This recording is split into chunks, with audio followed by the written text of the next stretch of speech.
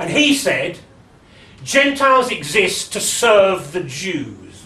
The only reason why God provides Gentiles with any kind of longevity is so that they can do their job in serving us. That's what they were created for. That's the only reason why they were created. Now this is somebody whose party is a member of the current Israeli government, who was until recently, the chief Sephardic rabbi of Israel, who addresses and this American, in order to try and pat the hand of liberal Jews in America and Gentiles who felt offended by that. Oh, this rabbi, he's 90 years of age now, he's talking a load of rubbish, and we completely distance ourselves, nothing to do with Judaism whatsoever. Well, that particular rabbi in America has obviously never read his own Talmud, if he says something like that. So, I'm afraid there have just been too many occasions of direct lies by the Zionists for us to take any assurance that they give seriously at all. They're relentless and ruthless people. And the reason why they're getting away with what they're getting away with is that they've got so many of our politicians on the payroll. Now,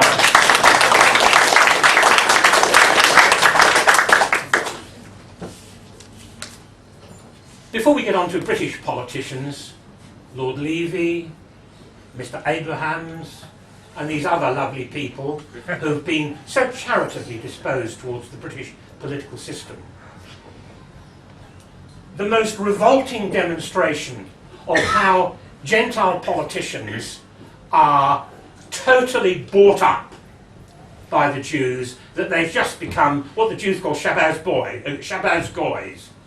Goyim who come into their houses during the Shabbat and turn the lights on and off and flush the lavatory for them and tidy up, because they're not allowed, the holy people, to do work on the Shabbat.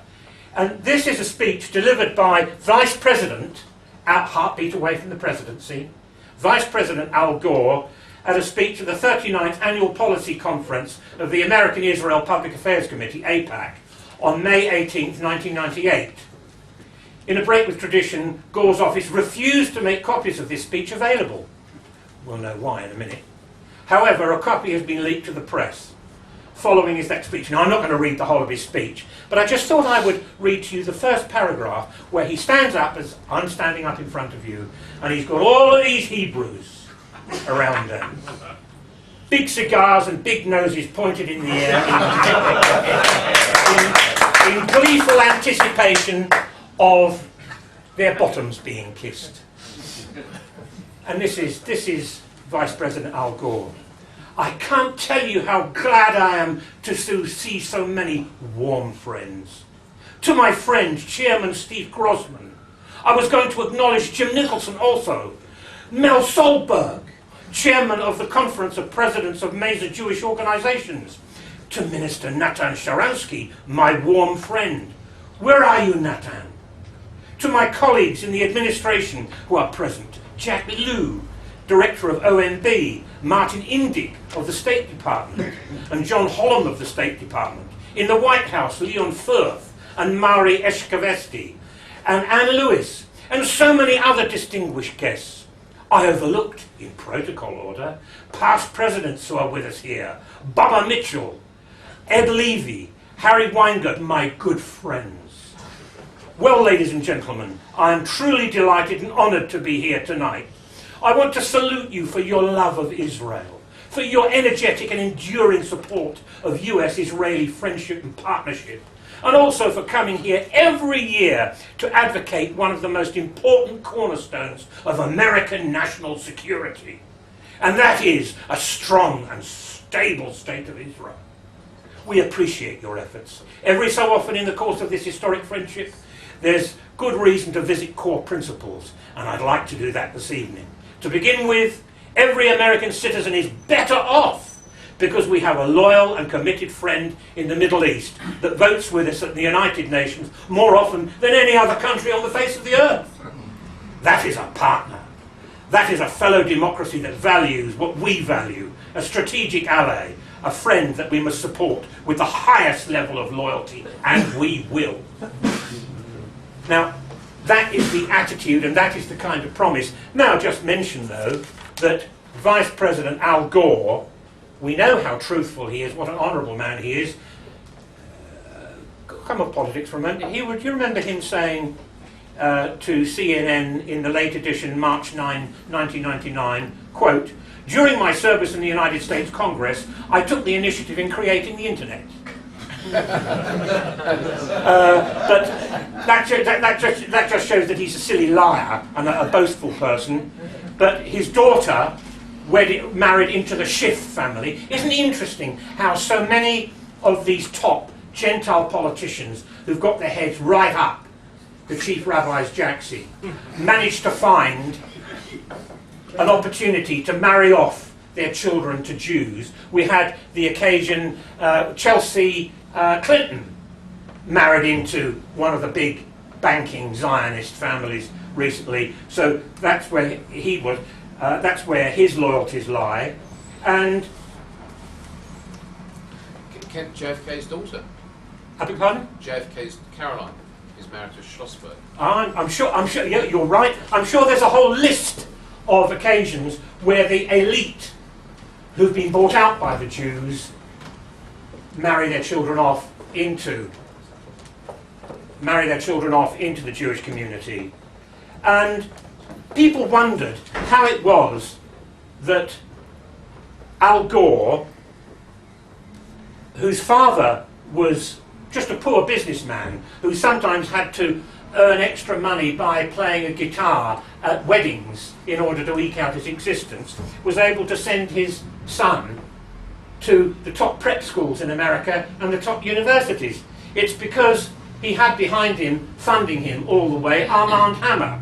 And Al Gore still today presents, what is the award that he presents now? Oh yes, to this day Al Gore Jr. presents the prestigious Armand Hammer Award for Government Efficiency.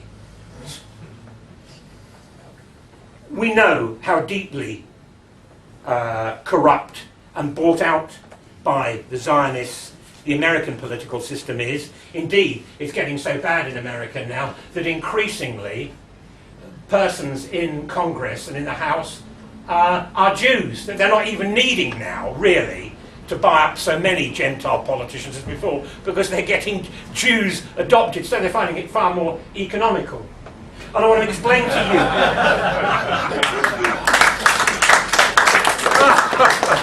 and I want to explain to you how they're able to do the buying. Now, some of the bribes obviously come from big Jewish businesses. I mean, Walmart's, the biggest retail enterprise on the face of the earth. I don't need to go through the list with them. You know what I'm talking about. And some of the money obviously comes from them.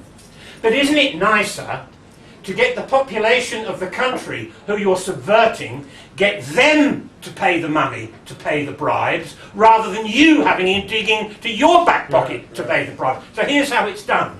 The Americans every year give at least $3 billion to Israel. That's in addition to all sorts of trading credits, free military equipment and stuff like that runs into more billions. But in cash, they give them not less than $3 billion every year. And this doesn't come out in the form of credit notes or a cheque. It goes to Israel in money. Not all of it, but hundreds of millions of pounds worth of that foreign aid, they call it, going to Israel from America, subscribed by, on pain of prosecution on the American taxpayers. Hundreds of millions of that $3 billion every year goes to Israel in cash, on pallet loads, in planes. Now, cash is untraceable. And a large part of that money goes back to America, into the hands of bodies like AIPAC, and the various other, there's hundreds of different Jewish communal organisations, and these people are very generous at poking in money into candidates, both parties, Democrat and Republican, they all get... See, if you're using taxpayers' money, you can back every horse in the race knowing you're going to win. And that's what they're doing, but they're not even using their money to do it anymore. Increasingly, they're using American taxpayers' money to bribe the politicians supposed to be acting for American taxpayers. I talked about cynicism a little bit earlier. How cynical can you get? That's how the game works.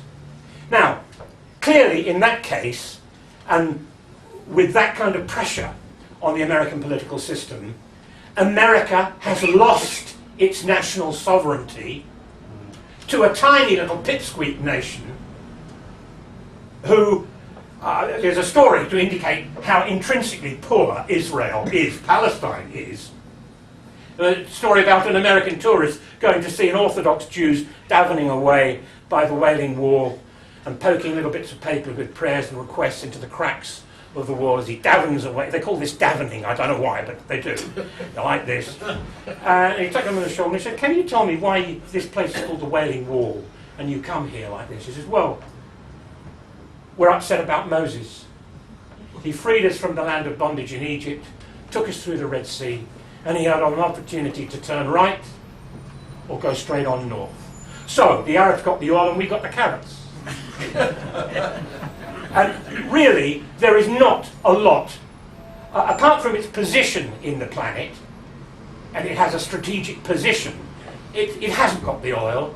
So far as I know, there's talk about it, but great mineral reserves and that sort of thing haven't come up. It lives on what other people pump in from outside. It is a parasite state, and intrinsically it's got no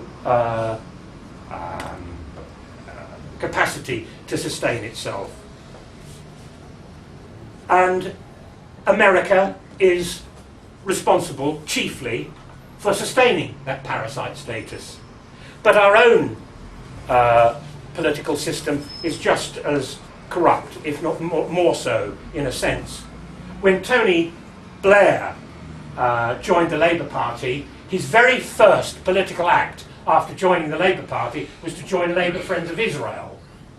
Within a trice, he was invited to a dinner by a man called Eldred Tabachnik. Now, Eldred Tabachnik was the recent ex-head of the Board of Deputies of British Jews.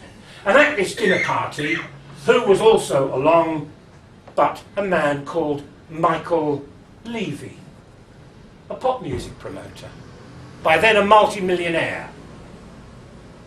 And we all know what happened from there. Suddenly, Blair got invited up to the Levy mansion at Arkley, just above Mill Hill. I know, I cycle by there quite often. Absolute fabulous mansion with security you wouldn't believe around it. Tennis, luxury, and before you know it, Levy gets appointed to be head of the Labour Party's fundraising operation. And one of Blair's projects, part of the New Labour thing, in order to free the Labour Party from influence by the trade unions, so that the Labour Party could apply for middle class votes and leave the trade unions and the working class behind to spread its message a little bit more. The Labour Party couldn't afford to do that. It couldn't afford to launch what was called the New Labour project until it was able to get cash from another source to free itself from its need to rely on the trade unions for dosh every year. And Levy, Lord Cashpoint, as he became known once he became ennobled to the House of Lords, provided the Labour Party in short order £15 million. Now that's a lot of money for a political party to come into from one man. But it was done on the clear understanding that Britain, or a Labour government, would be wholly on the side of Israel. And that promise was clearly given by Blair. And while all this was going on, and while Levy was appointed by Blair to be his special envoy of peacemaking between the Palestinians and the Israelis, this man who described himself as an arch Zionist, Levy's son was a member of the civil service of the Israeli government. By then he'd gone Aliyah, they call it. He'd gone to Israel, becoming an Israeli citizen, and was working in peace negotiations in Oslo on behalf of the Israeli government. And you've got Blair's envoy to that region, that man's father, supposedly representing the British Prime Minister. It's grotesque, the finessing of and bribery and manipulation of our politicians that these people have engaged in.